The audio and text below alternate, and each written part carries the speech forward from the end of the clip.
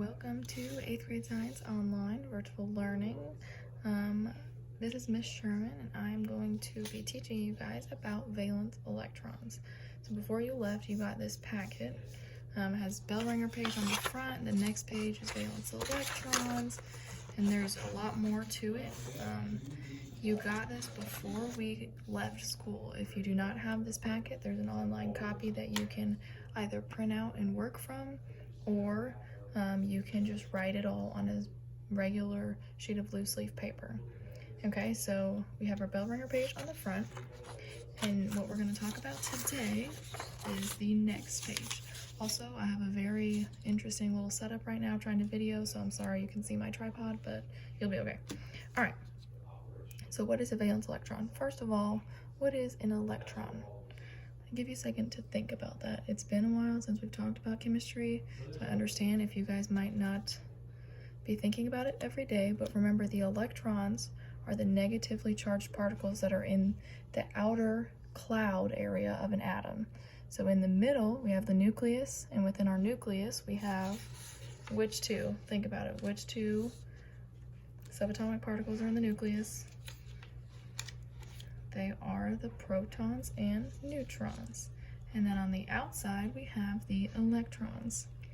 So before we left, you should have been able to draw atoms out using the number of electrons they have, right? So let's look at a periodic table real quick.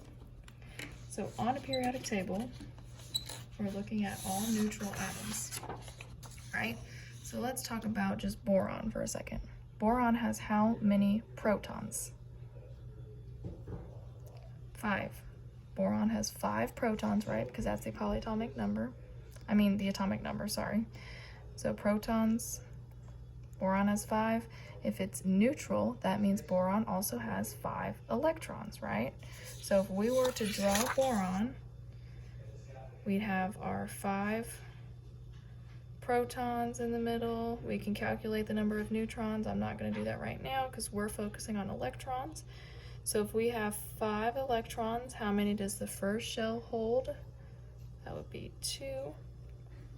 And then since there's a total of 5, we have to put 3 in the next shell. All right, so you should have been able to do that before we left school. Okay, and if you don't remember that, go back and look at your notes. There's videos online that teach you how to draw your atoms if you need to go back and look at that. All right, so now let's talk about what a valence electron is. So we know what an electron is. A valence electron are the special electrons in the outer shell. So you need to follow along and fill this in. So valence electrons are the special electrons in the outer shell of the element's atomic structure. The valence electrons are used specifically for bonding of elements to form molecules or compounds.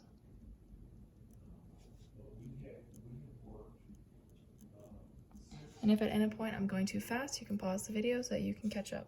All right, so valence electrons, it's pretty simple. They're just the electrons in the outer shell. So in our example of boron, in this outer shell, there are 3 valence electrons because the electrons in the inside, in the middle, are not considered valence, just the ones on the outside.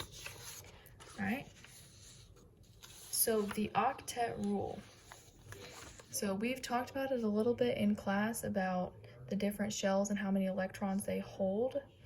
But for bonding, when we're talking about bonding, the octet rule is what we're going to refer to.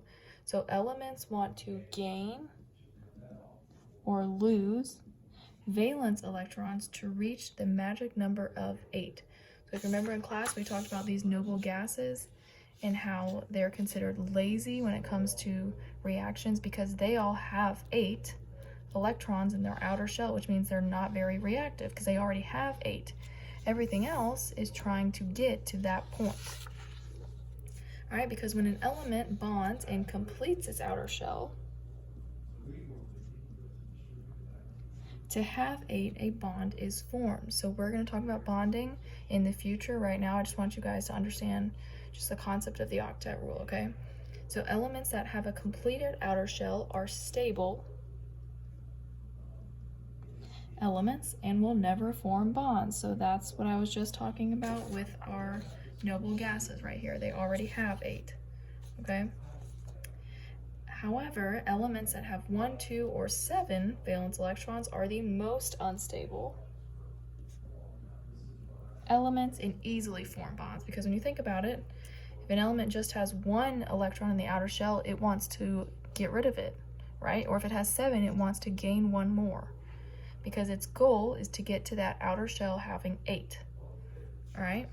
So now let's look at our examples down here at the bottom. Looking at valence electrons with atomic structure diagrams. So now we're looking at these diagrams, what I talked about at the beginning, and we are trying to determine the number of valence electrons. So I already have an example right here of hydrogen. Hydrogen only has 1 electron in its outer shell, therefore the number of valence electrons is 1.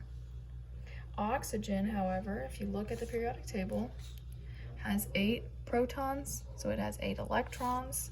We fill in our first 2, the outer 6. Valence electrons are 6 because there are 6 in the outer shell. All right, so let's look at magnesium. All right, how many electrons does magnesium have? I hope you have your periodic table out, or you need to look one up. All right, magnesium is right here. So it has how many protons? 12, which means it has how many electrons? 12 as well. We're looking at neutral atoms. So let's put 2 in our first shell. So there's a total of 12, so we still have 10 more. So in our second shell, it can only hold 8. So we fill in 8.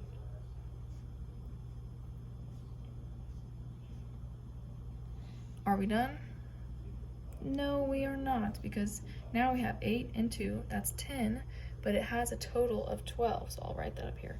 There's 12 electrons total, so we gotta put our third shell will be holding 2.